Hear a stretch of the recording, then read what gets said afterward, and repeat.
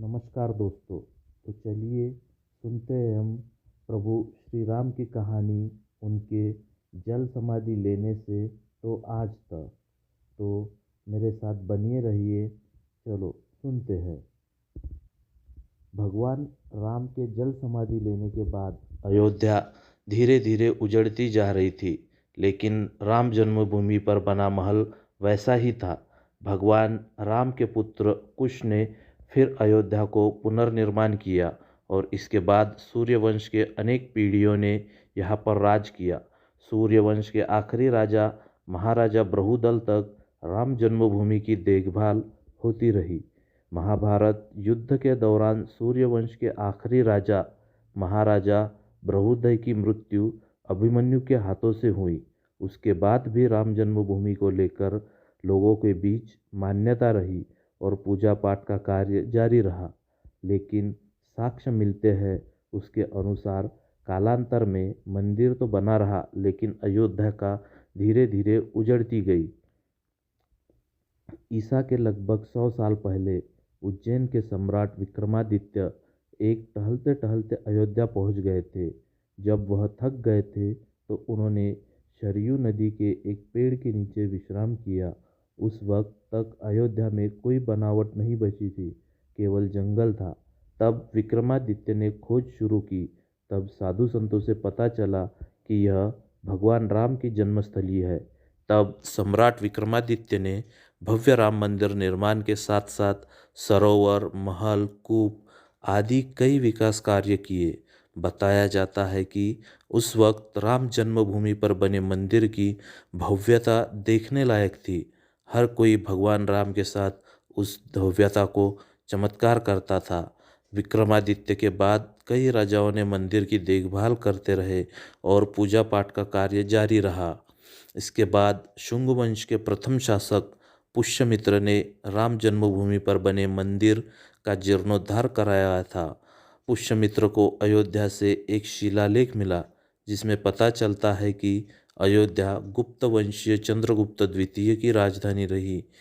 साथ ही उस समय के कालिदास ने भी कई बार अयोध्या के राम मंदिर का उल्लेख किया है।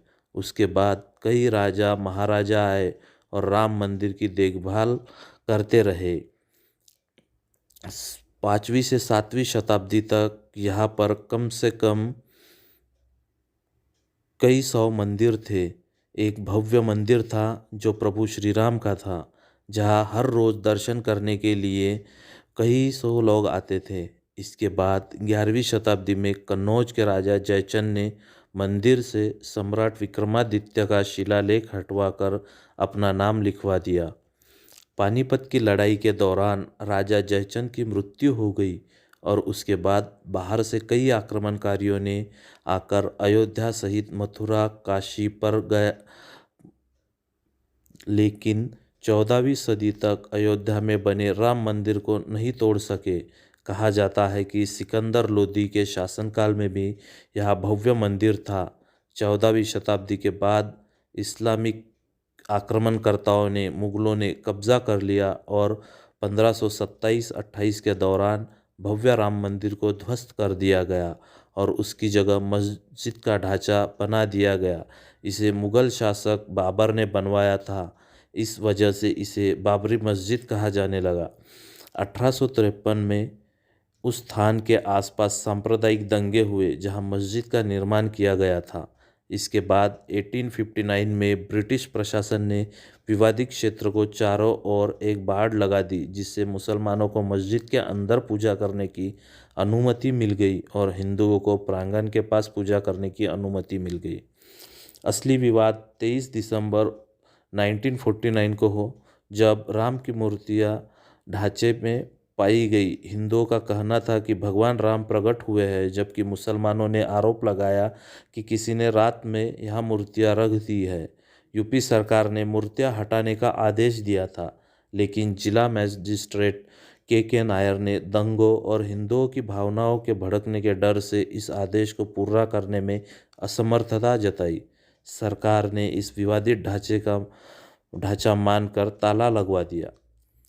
1950 में फैज़ाबाद, जो अभी अयोध्या के नाम से जाना जाता है, उसके सिविल कोर्ट में 2 याचिकाएं दायर की गई। एक विवादित भूमि पर भगवान राम की पूजा की अनुमति देने की मांग और दूसरी मूर्तियां स्थापित करने की अनुमति मांगी गई।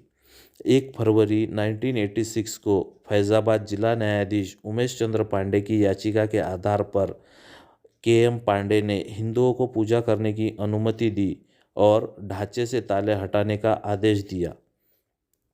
6 दिसंबर 1992 को एक ऐतिहासिक घटना हुई जिसमें लाखों हिंदुओं ने विवादित ढांचे को ध्वस्त कर दिया। इसके कारण देश में सांप्रदायिक दंगे हुए और हजारों लोगों की जान गई। 2002 में अयोध्या से दर्शन करने के लिए हिंदू श्रद्धालुओं को ले जा रही एक ट्रेन गोधरा में आग लगा दी गई, जिसमें काफ़ी बूढ़े, बच्चे, औरतें मारे गए, जिसके परिणाम स्वरूप गुजरात में हुए दंगों में 2000 से ज़्यादा लोग मारे गए थे।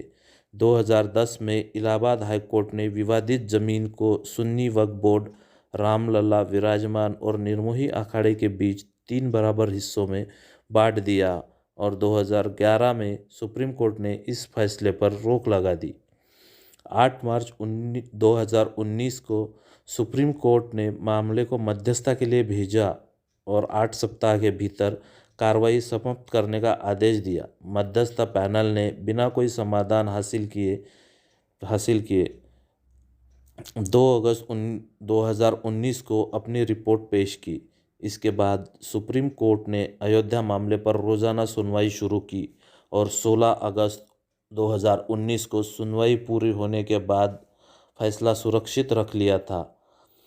9 नवंबर को सुप्रीम कोर्ट की 5 जजों की पीठ ने एक ऐतिहासिक फैसला देते हुए राम जन्मभूमि के पक्ष में फैसला सुनाया, जिससे 2.77 एकड़ विवादित भूमि हिंदू पक्ष को दे दी गई और मस्जिद के लिए 25 किलोमीटर दूर अलग से 5 एकड़ जमीन आवंटित की गई। 25 मार्च 2020 को 28 साल बाद रामलला की मूर्तियों को तंबू से फाइबर के मंदिर में स्थानांतरित कर दिया गया और 5 अगस्त को मंदिर निर्माण के लिए भूमि पूजन समारोह हुआ, जिसे हमारे देश के प्रधानमंत्री श्री नरेंद्र मोदी जी ने किया। एक बार फिर अयोध्या में रामलला का भव्य मंदिर बनकर तैयार हो गया है। 22 जनवरी 2024 को रामलला की भव्य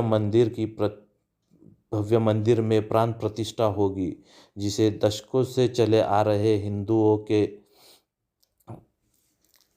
की प्रतिज्ञा पूरी हो गई है। तो आइए सब मिलके कहते हैं, जय श्री राम।